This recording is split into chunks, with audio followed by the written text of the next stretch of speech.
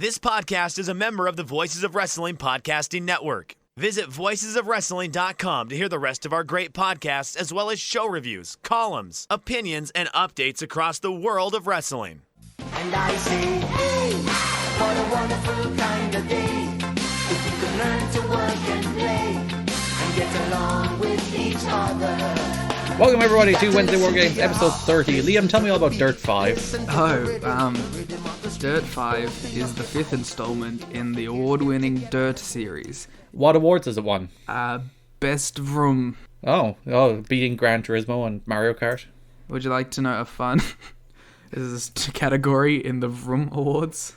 Sure, go on. Best Vroom Acting, awarded to Troy Baker for his role in Dirt 5. One can only assume making the noises of the cars. It'd be the best though. If he's just like... But no, it's just going to be some dopey cinematic story. Not him pretending to be a car. It would be much funnier if he was pretending to be a car. That should be like a DLC pack. There's like really famous voice actors doing... Like Morgan Freeman. Morgan Freeman making car noises. Matt Mercer like doing it as if it's some fantasy thing, just like vroom, vroom. I did like in that Xbox presentation, it's like, and we got the voices of Troy Baker and Nolan North for our dumbass car game that no one plays for a story. Well, there was one dumbass car game that had a good story in recent years. Mario Kart 8 Deluxe. No. It was the one that like you could drive like literally across all of America. That was probably a Forza. I think it was called The Club. Oh, that's not a Forza. No, that is not a Forza. What's your favorite Forza? I've never played a Forza. I've never. No, and by that, of course, I mean I don't actually mean Forza. I mean driving games. They just are all Forzas to me. It's obviously Mario Kart 8 Deluxe. It's the only good driver. It's the only good racing game. I played that in a cabinet once. Ooh, they have different things in the cabinet, don't they? Yeah, it was pretty fun. I like cabinets. I think I'd buy an arcade cabinet. It probably wasn't Mario Kart 8. It was probably the equivalent of Mario Kart 7 at the time, but I played that in a cabinet in Japan. Ooh. It was very small. I was like, and I'm a small boy. Even then, I was like, I'm struggling to fit in this Mario Kart cart. What's your favorite arcade game you've played in an arcade? I've been, like properly been in an arcade in a very long time. There was like a Jurassic Park shooter game that I remember that was fun, and that's about it. I played that a few times. Yeah, so there you go. Me and a friend, we went to a barcade. Ooh. And we were having beers and we played through the entirety of House of the Dead. Nice. And we just kept we must have sunk like $40 into that game. I was gonna say, how much would that have cost you? You basically paid for a full game. Yeah, we did that, and we at the same time we were giving money to our friend to go and buy us more drinks while we were playing.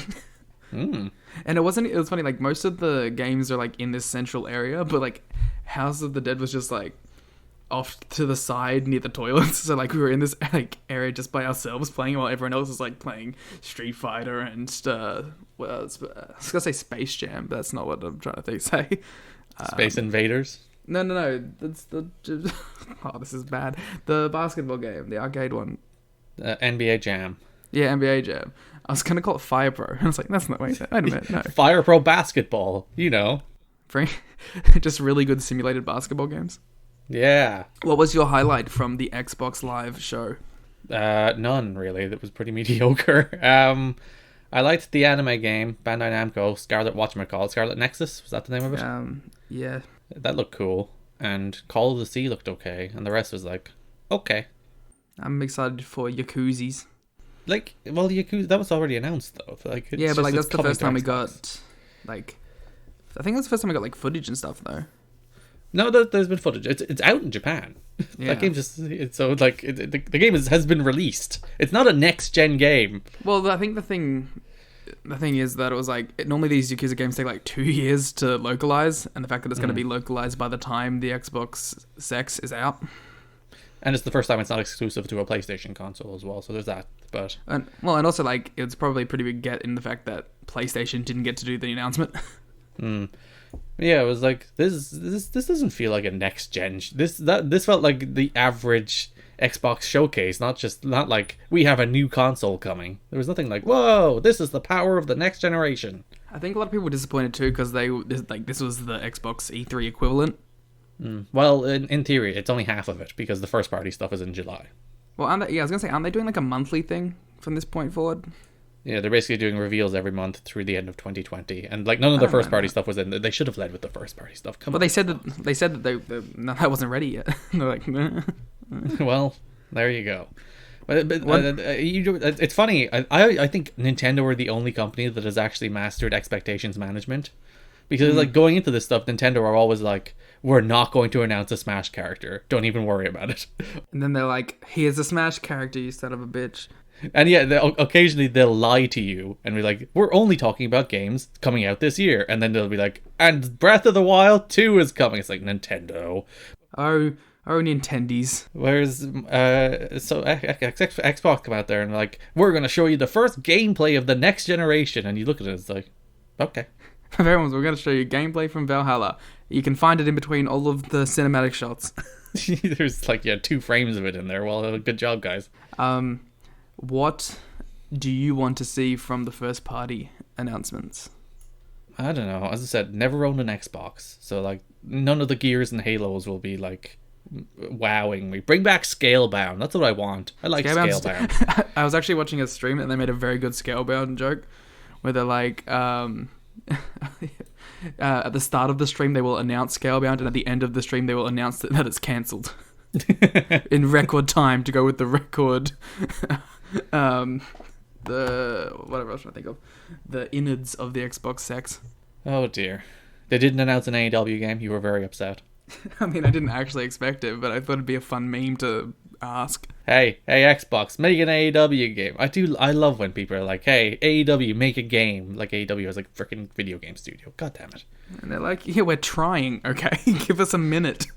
And like, given they're a company that's a year old, even if they signed a deal to make a video game, like literally the day they opened, there still wouldn't be an AEW video game for minimum at least 2-3 years. Yeah, it's gonna take a minute. Also, like, you should hope that they're not announcing stuff right now, because if they announce stuff right now, guys that they're about to sign or have just signed won't be in it.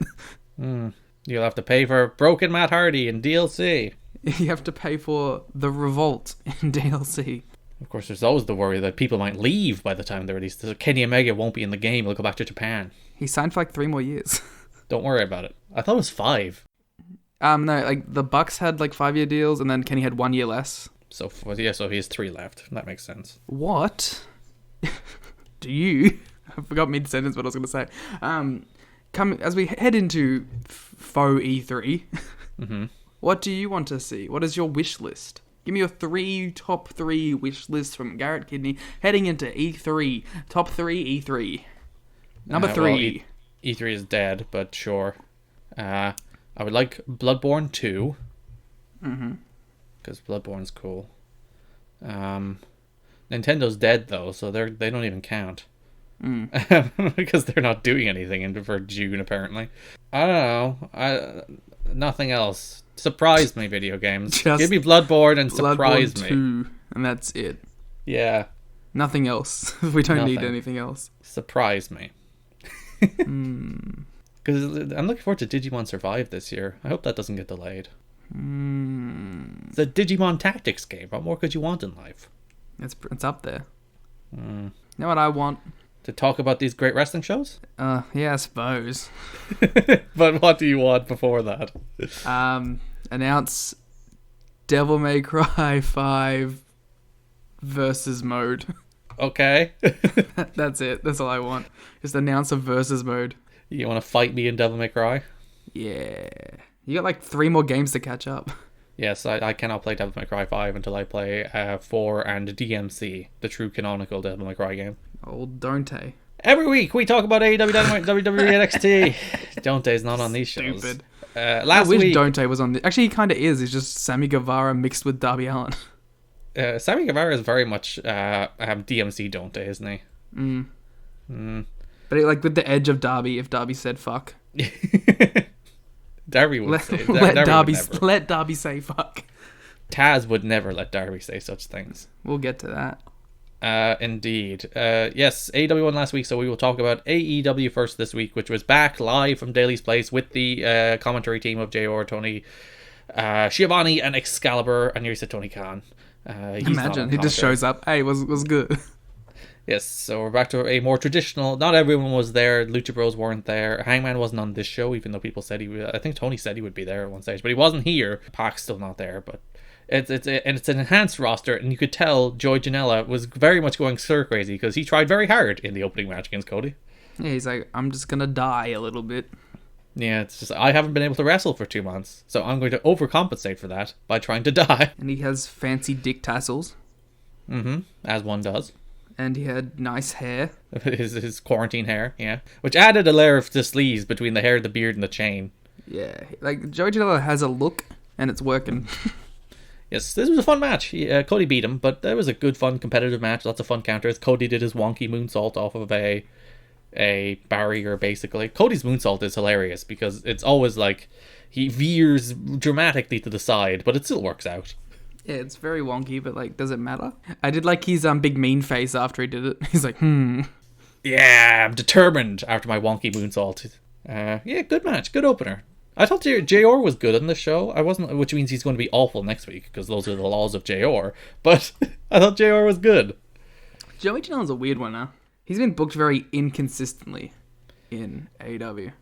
Well, it's clear he's not being pushed, but it's also clear they like him. So, like, he's down there, he's doing things with people, like, he's working mini programs with freaking Kenny Omega, and he's wrestling Cody on TV. So it's clear, like, they're not like, this guy is bottom of the barrel, we don't want to do anything with him. But it's also like, we're pushing other people at the moment, Joey, so you're just going to be a guy who loses competitively to bigger stars. But then, like, he'll beat Phoenix out of nowhere. And then that was a strange one. He'll beat Shawn Spears, and then he'll, like, lose a trios enhancement match to Death Triangle. Yeah, pretty much. Though Shawn Very Spears weird. is also very low on the totem pole. Yeah, well, you say that, but he's, like, got a feud with Cody again? We'll also get to that, unless that was next. No, Nyla Rose was next. Nyla Rose is back. She destroyed Kenzie Page. She literally squashed her with a giant swanton bomb. Rude. It was a literal squash. So yeah, What do you know about Kenzie Page? she was who's apparently only 18. No. Debuted on national television at 18. I'm 20. I'm going on 28, and I've achieved nothing in my life. 10 years older than her. No, I've been on. The back of my head was on Impact once, so there you go. I've debuted on national television too. There you go. Take that, Kenzie Page. I would have only been 25 at the time, though, so there you go. Or 26? I don't know what I did. 20. Yeah, 25. That makes sense. Well. Yes. Ew. The women's division is back to life, though, so that's nice. It exists, apparently. After it fell off the face of the earth due to coronavirus. Britt Baker was the only women's wrestler employed. Hey, they had Cheetah there, too. And Rebel. That's true. These are the only ones. It's fun. Like, people were like, oh, the AEW women's division, they've done nothing. It's like, no one is there. They have 2 women. Yeah. They had Penelope. Well, at least they had people on Dark, didn't they? I don't watch Dark. Does Dark even exist anymore? I have not watched a single solitary second of Dark since it went to Empty Arena. By the way, this show was in Daly's Place, which is outdoor, and because like we're in May and this was an outdoor show that started at 8 p.m. Eastern time, the sun was still out, which I thought was really nice for the first hour. I don't know why the difference, like the sun being out, made the show feel like much less empty and less claustrophobic. But yeah. All Empty Arena shows should be done in open sunlight. Well, like, it's fun. In general, I felt like this show actually felt a bit more like a real AEW show. Yeah. Like, going into this show, I was actually excited instead of just going, okay, well, it's time to watch AEW with no fans. Well, it still had no fans, but sure. Yeah, but, like, you know what I mean? Like, I didn't have that same kind of dread heading in. So you're happy with them doing live shows in a pandemic? Is that what you're saying, Liam? I mean, purely from an aesthetic and viewership point of view. Yes. Yes, I am. We had MJF doing a promo from a green screen where he was clearly hovering over the floor. It was very It ruled, though. I really wished it had have said Matt's Rad's green screen room. It would have been even better. No, this is Matt's Rats. Obviously, his rat has very fancy rooms with skyline views. This isn't a green screen at all, Liam. Nah, I like it. It's a good promo. He was literally hovering. It was your every MJF promo of all time. He's fine. Yeah, but I like him better when he doesn't do like crowd work. That's true. When there is no crowd, he can't do crowd work. We got it. Like Shawn Spears is still on the show, which is fine. I'll accept. I like this promo. It was a pretty good promo where he was like giving out about Cody for Dustin nearly dying last week. But by the way, the AEW YouTube channel called this something to the extent of Sean Spears talks about Dustin's Rhodes career. So he's not going to be Rhodes anymore based off the YouTube channel's title. Oh, now he's just Dust. Yes, he'll go back to Gold Dust or Gold. Black Rain or whatever he was in WCW. The artist formerly known as Kafka the Goldust. artist formerly known as Goldust. The artist formerly known as Dustin. Yeah, either way. But yeah, Sean Spears basically Cody left Dustin out to die, and he's selfish. So you really running back Sean Spears and Cody? Yeah. It's so weird. Maybe they're gonna go Spears Dustin. Well, like that was my first thought. It's like, oh, he's talking about Dustin. That's going to be the next program. But then he focused the vast majority of this promo on Cody. He quickly pivoted off Dustin. So like, I don't know. Maybe he's going to feud with the Rhodes. That's gonna how they introduce his tag partner. Who will be? Who got fired recently? Zack Ryder. EC3. Ugh. Of course, that can't happen till July anyway. But Spears and MJF then did a little promo deal at ringside, so could just be MJF. But they've been doing that for like since the start of this. They've had MJF and Spears like bet together.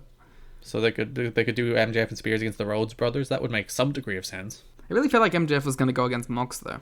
Well, MJF is facing Jungle Boy at Double or Nothing, which sure. It's not a real show. It's not a real pay-per-view. Don't worry about it.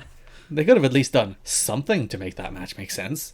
Just do like Wardlow and him versus War versus Jungle Boy and Luchasaurus. Yeah, but did you see Wardlow's tan this week? That man went all in on his tan this week. He was rather orange. It is War, okay? What do you want from him? It's his war paint. It's Tanner. John Moxley defeated Kazarian in what was a very gentleman's 3 wrestling match. It was like one of those, like, this is a perfectly respectable wrestling match between two professional wrestlers, and it's just like, yeah, it's fine. It went long. Like, I like the match, and I like Kaz, and it was fun to see these two actually interact. But also, 16 minutes was too long. Far too long. And they were like, Kazarian has no history as a singles wrestler. It's like, dude was X Division champion multiple times. You guys back off. We don't acknowledge that company, okay? This is AEW.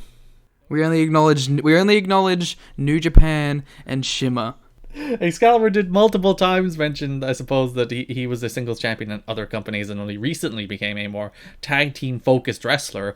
Though he was a tag team focused wrestler all the way back in 2004 with Michael Shane. So there you go. But yes, multiple time X Division champion, very accomplished singles professional wrestler Frankie Kazarian. Former PWG champion. Come on, Excalibur. Yeah, that's your land, Excalibur. You should be like, whoa, you back down, Jim Ross. Kazarian we get a big Jim Ross wrestler. Excalibur feud. Yeah, where Kazarian is the crux of it, of course. Then we got a cool angle that I liked. Yes, we were speculating as to who would face Jon Moxley at Double or Nothing. The answer is Brody Lee. You know, the thing is, I was thinking, like, there's really no one else that you can do against him if you actually want to sell pay-per-views. Yeah. Because, like, I think in retrospect, it was going to be Park. Mm-hmm. It really feels like it was going to be Park and him at Double or Nothing. But, like, we can't have Park because he's in another country, assumedly. We can't do MJF because... we can't do Cody. We can't do Kenny. So, like, we can't do Jericho, who's, like, the next top guy to them. Brody? And Brody Mox is one I'm kind of fine with them blowing off on a short-term feud. It's like, that's not like a big thing I was looking forward to. So, but, like, do you have... But it's also Brody a respectable lose? pay-per-view main event. You kind of have to. Yeah, but it's like, it feels so weird to just have him lose here. But then you either have him win, which I think bad, or lose on bullshit, which is probably even worse again. I mean, like, I'm not agreeing with it, but I'm just saying having him, like, is kind of a weird corner to back yourself into. But the angle itself is really good. Yes, they beat his minions attacked. Then SU tried to make the save, but also got laid out. Then he came out, beat up Jon Moxley. Like, give me a title shot. Give me a title shot. And Mox is like, hey, you just have to ask. You didn't have to beat me up, you jerk. It's a pretty good promo by Brody, too. Yes, so he's wearing his full Vince McMahon suit as well. This was the most Vince McMahon suit he's worn so far. I'm very glad that they kept the continuity of him telling the minions to start dressing up. And now they are wearing button-ups and ties. They look very respectable now. They're decent minions. Well, now they look like... don't look like dopes. The Dork Order no more. Dork ordered no more indeed. So yeah, that's our Double or Nothing main event. Brody Lee will face Jon Moxley for the AEW World Heavyweight Championship. As I said, that's the right balance between something I don't mind them giving away, but also something that has to be a pay-per-view main event in front of nobody. I think it'll be a pretty good, I assume they'll have a brawl and it'll be really fun. Yeah, one would hope. Hopefully it's better than the Kazarian match. Yeah, I think it will be. Brandy Rhodes is a really good promo.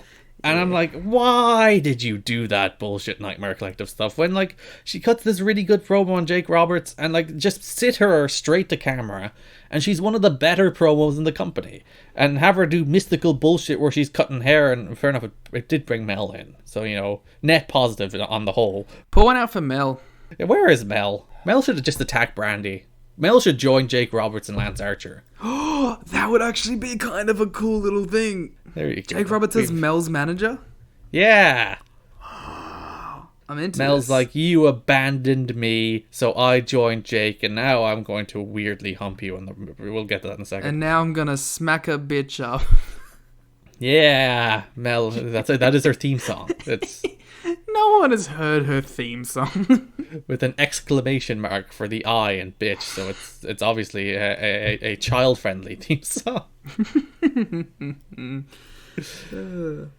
Yeah, Brandy, really good promo. What's she doing nonsense? I hope, I like her with QT and Dustin, and I hope, she can actually cut some promos for them, along this manner, if they ever get into an actual feud that's about them and not just about Cody. True. Cody does have a horrible habit of sending his friends and family out to die. Well, they said that QT wanted this one. Sure. They established that he asked for this because he wanted to defend Dustin Rhodes' honor, his tag team partner. And then he also got killed. Do you remember what their tag name is? The natural marshals, the natural disaster, natural nightmares. There we go. Got there in the end. Yeah, we got there. Lance Archer defeated QT Marshall in a match. You were giving out about Lance Archer against Dustin being too long. Lance Archer against QT Marshall should never, in the history of the world, go through a commercial break. Oh, how you have turned on QT Marshall. QT Marshall should never, ever, ever go through a commercial break with Lance Archer. It's just not a thing that should happen. And Jake was back. Yes, Jake was back. He was wearing a mask. For 3 seconds before he took it off. Yes, he immediately removed. Well, he lowered it. He did not remove it, I guess. But yeah, this man, way too long. What are they doing? But alas, after the match, which was more important, Jake whipped his snake out. Jake whipped his snake out in multiple ways. In multiple ways? What's the other way? Well, the way he weirdly hovered over Brandy and dry humped her. It's probably the other way. I don't like live animals in wrestling. He stepped on the snake's the tail. The snake. Do snakes have tails, or is it just the end of a snake? It's stepped on the snake's foot.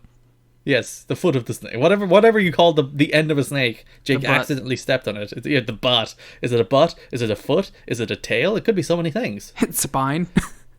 It could also be a spine. But yeah.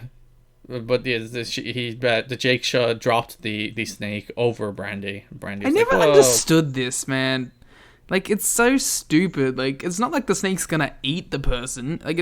Who cares? Oh, you got a slimy snake on me, and then you took it off me, and I'm fine. Snakes are scary, Liam. This gimmick was always stupid.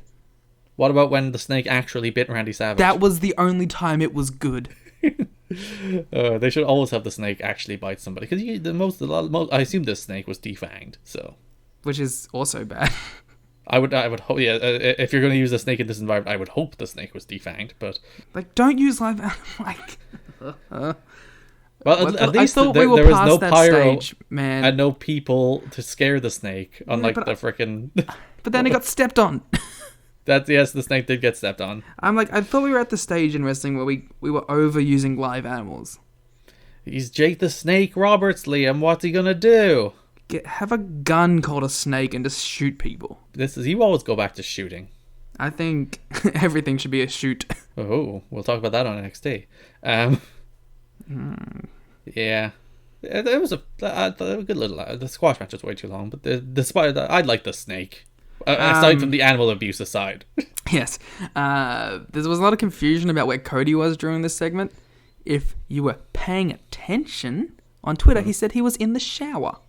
And in fairness, they also brought up on commentary that you have to take a golf cart from the locker rooms to the arena. Like, they covered it. So, like, Cody not only posted a tweet beforehand being like, I'm about to jump in the shower, but also on commentary, they expressly mentioned that Cody is likely in the locker room where you have to take a golf cart to get all the way over to the actual building. So, there you go. Cody was busy. He was They should have washing had off. Cody run out in a towel, with wet hair. Though realistically, Cody should have learned his lesson, because this is not the first time he was in the shower while one of his friends was being attacked. Yeah, he stop probably having should be showers. watching more Cody, attentively. shower after the show. You're an EVP. Shower after QT Marshall has wrestled. Yeah, shower after your friend is going in to die. Taz went up to Darby Allin, and he's like, hey, you got my guidance? And Darby's like, nah. I really like that they're just going to have all these dudes have their, like, mini stables. Yeah, Taz in his shoot stable. Taz, Darby, Joey? No? Okay, sorry. I was trying to pitch a Taz stable, man. Because Joey has his like mini thing with Private Party going on.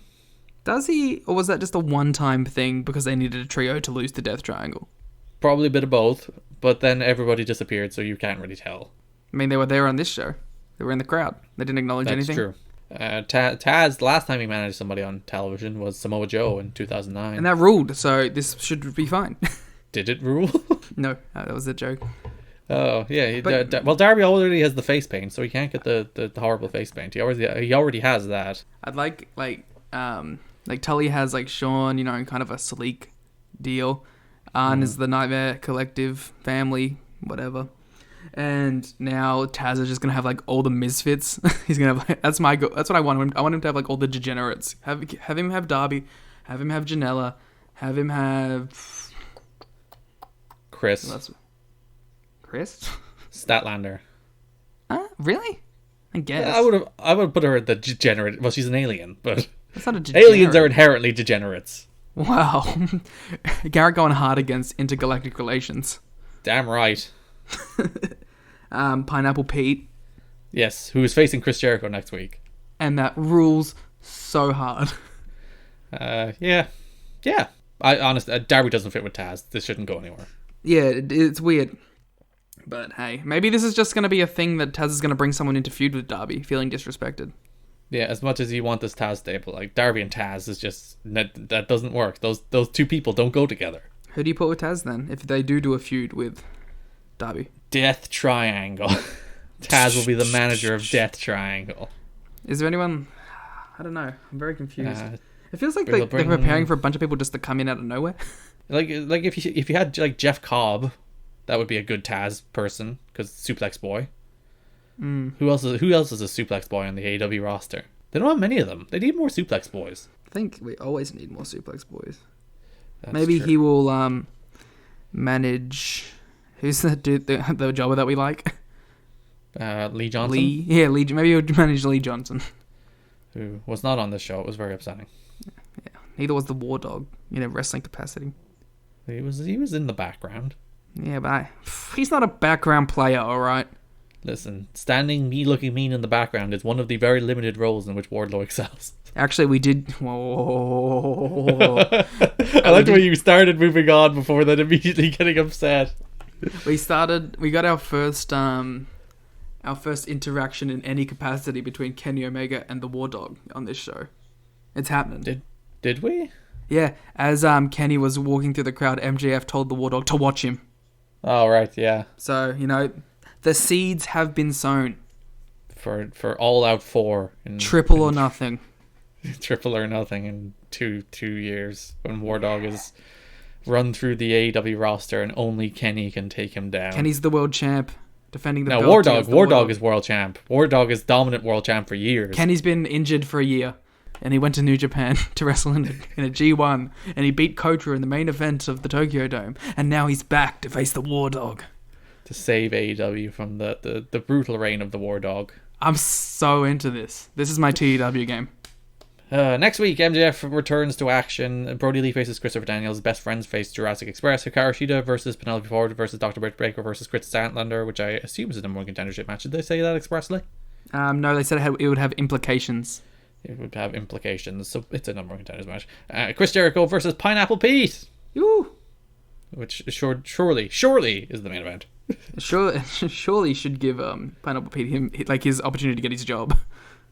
Pineapple Pete should go over. That's He really Matt Hardy costs him. Pineapple Pete rolls him up. yeah, that would work. Jericho's third ever loss in the AEW to Pineapple Pete. Yes, there's Scorpio Sky, John Moxley, and Pineapple Pete. Who would have predicted it? So into it. Then Pineapple Pete gets an AEW title shot at All Out. Yeah, And then the War Dog attacks him. Takes his spot, and then that's the start of the War Dog reign. Which brings us to our main event, in which the Sex Gods, Chris Jericho and Sammy Guevara, defeated Kenny Omega and Matt Hardy in a street fight. This match is awesome. This match, legitimately, is the first time in 2 months I've unreservedly had fun watching pro wrestling. 4.5, baby.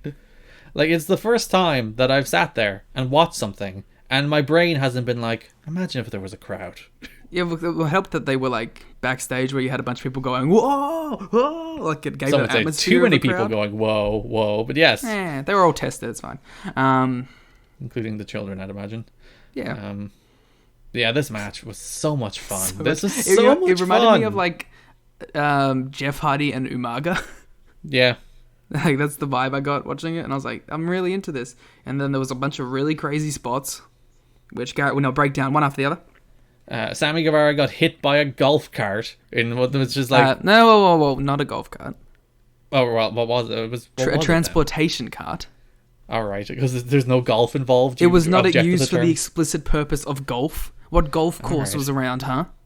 Well, that's Jacksonville. I assume there's like a golf course within like 2 miles of anywhere. Fair. But yes, the bump Sammy took for that golf cart shot was like one of the most amazing things I've ever seen in my life. Kenny took like a dangerous looking moonsault. Yes, Kenny climbed to the top of a crane, and well, in fairness, it was dangerous in theory, but like in terms of the catch, he landed as gracefully as you humanly possibly could. Saved that man. But like the thing is, like he didn't do any jump; he just fell and flipped. So like I was like, oh my god, Kenneth. But as I said, that was one of the better catches for a dive, because like he literally they caught him. They just caught him instead of him bashing his knee off the floor or something. It probably helps when that's one of your bosses jumping onto you. It does, and when you have Chris Jericho there to catch, I'd imagine he's a very experienced pro. Oh, I'm giving that to Hager, man. He like fully caught everything on him. Well, he's gigantic. You would expect him to. He basically like picked him up into a power slam and fell. Yeah. Matt Hardy changed gimmicks 3 times.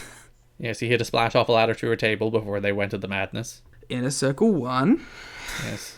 This match ruled. Like legit, as I said, this is the first time I've had unreserved fun since we've had empty arena wrestling shows. It's the best match in forever. Yeah. If you haven't seen it, go watch it. It's just so much fun. This match is so much fun. It's silly and stupid, and they do cool stuff, and it's wrestling. This is like I went on that rant somewhat facetiously at the end of last week's show, but I really mean it. I miss wrestling, and this like empty arena stuff just isn't wrestling, and this felt like wrestling, and I was happy for a while.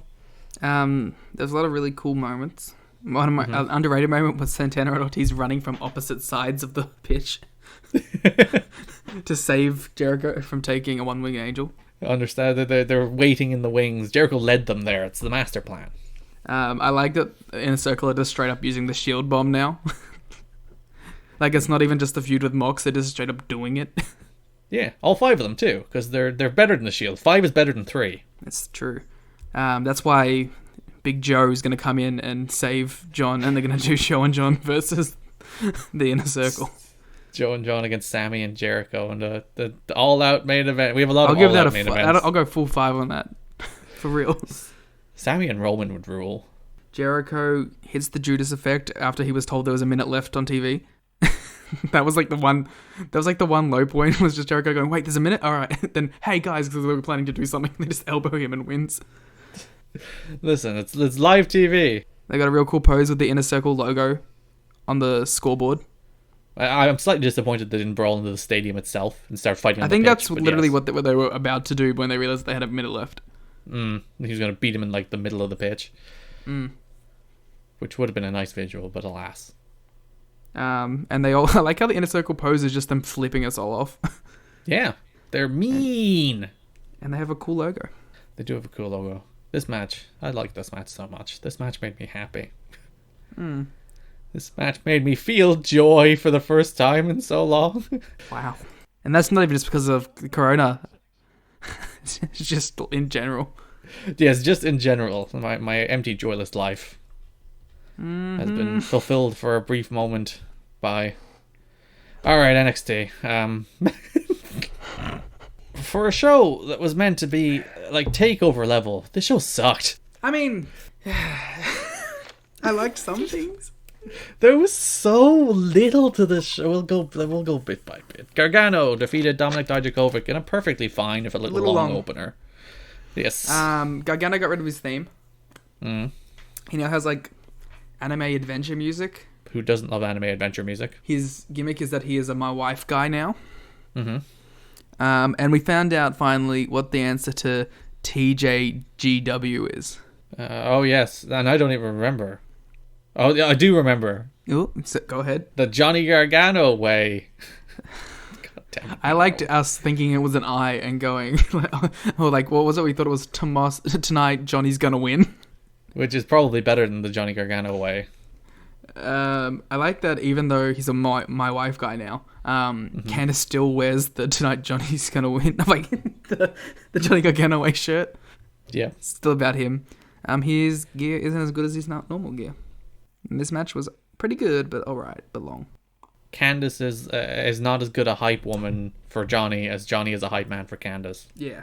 Come on, Candice, you can give him more than that. He gives you everything. He lets you eat first. Yeah. What more do you want? Mummy eats first. Akira Tozawa defeated Jack Gallagher in a really short match. Like what was there was fine, but like it was just over. And I'm just like the first couple matches in this tournament were really good, and now they're getting no time at all. And it's just like, all right. I think it's because they're bored with them already. This is why they don't do round robin tournaments, is because they get bored halfway through. It's not even halfway through. They did a good first couple matches, and now they're just completely just burning it off. It's just like, we need to get these matches out. 4 minutes, go. Tozawa is a jobber on Raw and a big winner on NXT. Well, Shane Thorne is a jobber on NXT and a big winner on Raw. So really, there's inconsistencies everywhere. No, Brendan Vick is a big winner on Raw. I'd like to think it's just passive aggressiveness between Triple H and Heyman, who are just that like, would oh, actually these are make your it prospects. Interesting if the subtext was that they were like taking shots at each other. By squashing each other's prospects. Yeah, Ricochet, big NXT prospect. Oh, Ricochet. Don't even mention Ricochet. It makes me upset. Chelsea Green defeated Xia Li. Apparently the Elias Xia Li thing is still going. We wanted it, like, they brought it back, they ended it, and now it's just still going. The match was utterly pointless. There's no it existed solely so Xia Li could come out and distract, or so Elias could come out and distract Xia Li. Well, I hate stuff like this. Chelsea Green just does the I'm prettier because it has a fun name with her, the I'm prettier. Like, which, in fairness, very good pun. Very good pun, but like, she doesn't hit it very good. She doesn't hit it very good. She should work on that. But this match, like, I hate matches that exist solely for some dumbass. Like, that's stupid. And the Robert Stone brand is expanding. So did they tease Elia was joining, or was it just something to do with Elia or Xia Li? I don't even know. Well, they acknowledged on commentary that I think Mario literally said the Robert Stone brand is expanding. He may well have. I don't listen to Mario. That's my problem. Velveteen Dream promo. I still don't really want to talk about Velveteen Dream. Well, we'll just leave him till the main event. Yeah. Oh God, next. This show, there's nothing on. This episode of NXT was terrible. Karrion Kross and Scarlett, just Scarlett, I believe, not Scarlett Bordeaux. You can't get past Karrion Kross.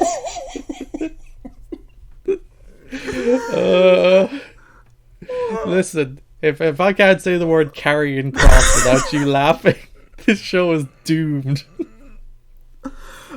Okay. Okay. I'm gonna defend the entrance. You were a big fan of Jimmy Fallon's lip sync battle, and thus you really loved the entrance. Okay. In theory, Karrion Kross. In theory, Uh-huh. The entrance is sound. Mm-hmm. But when Scarlett is like doing cartoonishly bad lip syncing to it, she would not win an episode of Lip Sync Battle. I felt so bad for her. It's so stupid. Like, just I hope that bit's cut. Like, they just don't do that bit from now on. Like, just have them walk out and do the same entrance. I even liked having the smoke in the ring. I thought it was cool. But it's a wrestling match. Who cares? We don't care about wrestler safety. That's true. If they had an audience for this, it might have worked.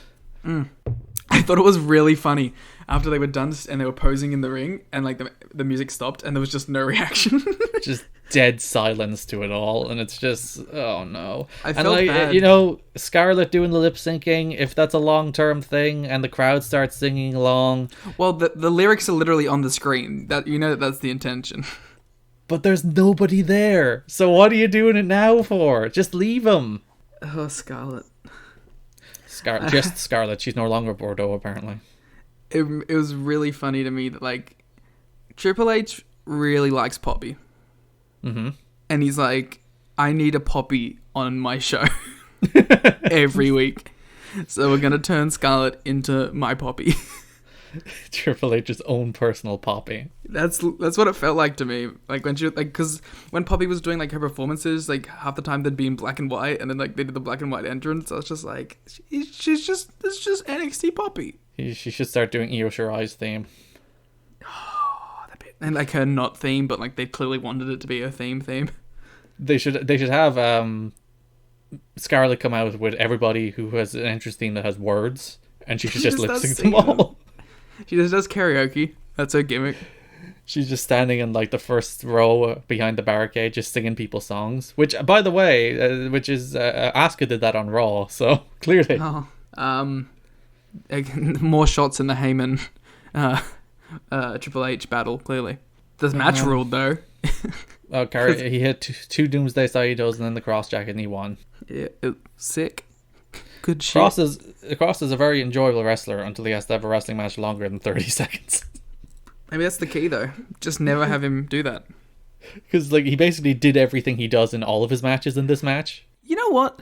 Why can't they just do that? Why can't they just make Karrion Kross have sub 5-minute matches every time, even if he main events? Have a semi-main that is like the big match that you want people to, and then just have a 5-minute main event. I don't think main events inherently need to be these 20-minute epics that every show does. And tell that to New Japan. Oh. That's gonna be my response to every one of your complaints about match length from now on. It's just like, I would tell them if they were having shows. Well, like there's the argument that you have to give people value for money, especially on shows they're paying. That's what I'm saying. You do that, but do that in your semi-main. Have Gargano and I was going to say Andrade, but he's not there anymore. Gargano and Raul Mendoza go 18 minutes in the semi-main and have a banger, and then just have like a 5-minute match that's based on popularity and based on stardom and based on this entrance. This entrance is literally my point. Well, in theory, you could argue that's what WWE have been doing with Brock Lesnar for quite a while, and with rapidly declining viewership. Yeah, well, the matches are good. Io Shirai, speaking of not good, defeated Charlotte by disqualification. I was really mad about this. Oh, the finish is just like one of those things where I'm just like, fuck you. Because it was going good. I was really into it. It was like a perfectly solid match that was building up, and then she just hits it with a kendo stick, and I'm just like, fuck you for wasting my time. And there are people like, oh, the point is to get heat on Charlotte. That's not how this works anymore. Everyone knows what's happening here. The heat goes on the company. If you fail to deliver a match that you advertised, it's not on Charlotte for getting disqualified on purpose. Nobody thinks like that anymore. This isn't 1985. The heat goes on the company because they willingly ripped you off. And like, Charlotte can beat Io Shirai. Like, Io Shirai is not this super protected act. Charlotte can beat her. Io Shirai has lost 3 title matches. Yeah, it's fine if Charlotte wins. It's not like Io is this person with tons of momentum. Just have Charlotte beat her. And then Rhea. Rhea's return was such a dud. You know my favorite thing about it was? What? When Rhea and Io were going backstage, and they were walking backstage, and Rhea just keeps going, shut up! Shut up! Because Io kept shouting at her in Japanese, and Rhea's like, "No, stop talking, shut up." That ruled. God, when we were talking about like there's certain things you shouldn't do in empty arena shows, run-ins like Rhea's is one of those things. And run-ins. Yeah. Where she just comes out to no reaction. She doesn't even like hit a big move or something. She doesn't get her theme song, which I don't know why she like. It was Because made then even she'd have worse to do that a she didn't get her theme. She'd have to do the stomp. If Yes, she does that's why the she. theme, she has to do the stomp. We've established that she doesn't care about the people she's running into save, which it would actually be better if that was like long-term NXT lore, that every time she makes a save she does her dumbass stomp. It would be kind of funny, but no, she doesn't even have her theme song. She just comes out, I think she hits like a forearm or two before Charlotte bails, and that's it. That's the big Rhea Ripley return for the first time in 6 weeks since WrestleMania. Everything about this was bad except the match, which was fine until the finish, which was terrible. I actually liked the match until the finish. Yeah, they were just getting going. They were just getting to the good stuff, and you're like, "Oh, kendo stick." I'm like, screw you for wasting my time. Yeah. You're right? Yeah, Kushida, Jake Atlas, perfectly fine, solid match, but it was again 3 minutes long. It was a pretty good little 3-minute sprint though. It was, which was all the more further because both even the Tozawa and Gallagher match was good for what it was, but what it was a 3-minute match, and like I want Best of the Super Juniors. Best of the Super Juniors just cancelled this week. You could make up for it by having Kushida have cool matches with Jake Atlas, but you rush right through them because God forbid we need so much on this damn television show. How many matches? 1, 2, 3, 4, 5, 6, 7, 8 matches on this 2-hour show because that's good formatting. Remember when Takeovers had 4 matches on a 2-hour show? Before we... actually, no, exactly. Like, are we done with this? We're done with this. Cool. Are you ready? Finn Balor's going to reveal who attacked him, like we were promised last week. Uh-huh. Oh. He doesn't know is the answer. Finn Balor didn't reveal who attacked him. I hate Finn. Finn is like, you're going to get the push, but it's not going to be a push. It's going to be a squash. And I'm like... Yeah, I thought all the snakes were the people backstage. In the office, I use insider terms. Pew pew Bullet Club. For life.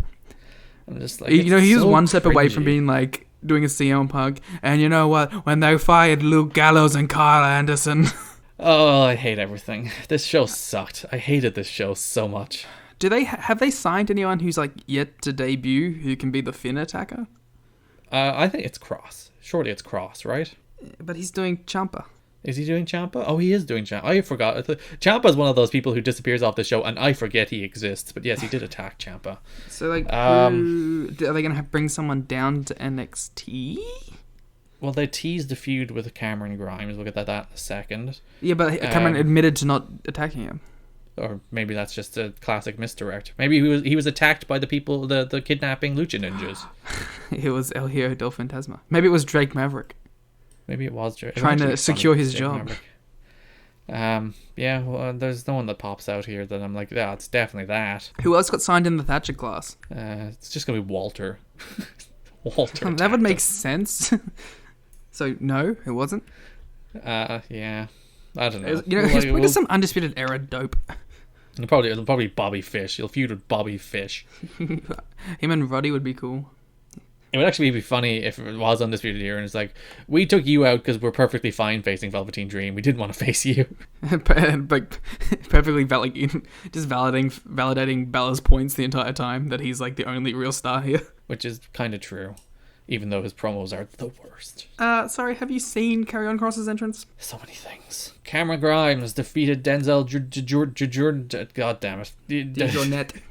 Yeah, there you go. I can't say words. I've given up on this show. I do like that Grimes' entire thing is he tries to hit his stomp as fast as he can.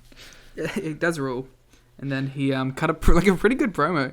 Let Trevor talk. Yeah, let Trevor talk. He went for a stomp. He got suplexed a couple times. Then he hit his stomp. It's like, yeah. Apparently, Denzel DeJournette faced Seth Rollins on Raw. Yeah, it's like he's getting big opportunities lately. Clearly, another shot in the Heyman Triple H war. Yes, it's just squashing people. Cameron Grimes is better than Seth Rollins, is what we're saying here. I mean, did Seth beat him in 25 seconds? I don't know. I didn't watch it. Yeah, so they're clearly setting up a Finn versus Trevor Lee short-term program.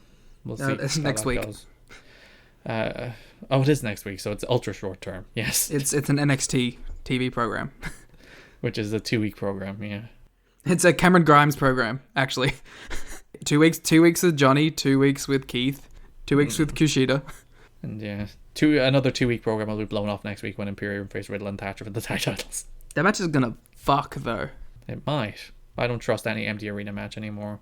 I trust the NXT tag division. Nothing in this world. If there's one thing that can't fail me, it's the NXT tag division. Big fan of the Forgotten Sons. No, they are on the SmackDown tag division. Yes, but they weren't. Adam Cole defeated Velveteen Dream in a match that was like 10 minutes. They sure got this out of the way quick. Well, you see, the thing is, it sure felt like they were blowing off Dream as quick as they could. But then, like, the last line of the show is Mauro being like, "And Dream certainly isn't done with Undisputed Era by a long shot." I think that was them hedging their bets. I'd much rather get Dexter Lumis against Adam Cole. Is that going to be a program? Dexter Lumis against Adam Cole? Hey man, Dexter Lumis only pretends to be a creep. I did enjoy the Undisputed Era made a run. That was a good joke. Fuck you, man. Sidestep that joke. That was good comedy. I liked it when he crawled out from under the ring while they were trying to do a run. And it scared them. He's like the boogeyman. I would understand. You're like, haha, we're doing a run. Oh no, it's Dexter Lumis. But then ref bump. And then it just became your dumbass NXT main event with ref bumps, false finishes, and Cole won. Mm-hmm. And I hated this episode. This episode Dream of NXT over. Was terrible. Dream over indeed. Dream over for Velveteen Dream. Oh! Dream over maybe permanently. We'll find out. When Mauro, any near fall in this match, Mauro was like, "Oh, and it's Dream over now!" Mauro and JR back again. Hey, JR was good this week. I'm pretty sure he mentioned Okada at one point. He did. He was like, people were like, "Where's the Kenny Omega that wrestled Okada? He's right here." He also called him the best match machine, which really irked me. that's just, the match is a synonym for bout. What's your problem? Yeah, I don't like it, okay?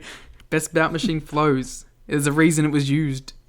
Best match machine. There you go. It works perfectly well. No, it fits in the theme song. I hate it so much. I'm going to call him the best match machine from now on. Because he did have the best match of the week, didn't he, Liam? What was your match of the week? See, segue, professional. Karrion. I will end your life. That might actually be my second favorite, but yeah, Big Ken does it again. The best wrestler in the world in the year 2020. Pretty undisputably as well. In the world for like last 4 years, but yeah, sure. Probably not last year though. Last year, you know, Will kind of ran away with it last year. Will had too many good matches. Curse you, Will. Show of the week, Liam. Ooh. You didn't give me your best match, Garrett. What's your best match? Yes, it was also the AEW Dynamite main event, which was my favorite match in a long time. Good. I'm gonna have to vote with our financial overlords. AEW. Oh yes, we're being paid $100,000. This is why they win. People. That's why we don't have ads anymore. We're getting the big bucks now.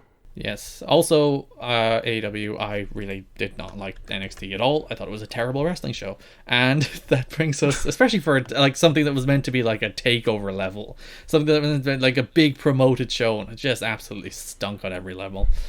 It's very true. Yes. Poll, 79%, 21% with 67 votes to AEW. So that's Someone a wrap. asked me like last week, and they said, "Has NXT ever won the poll?" And I was like, "I don't think so."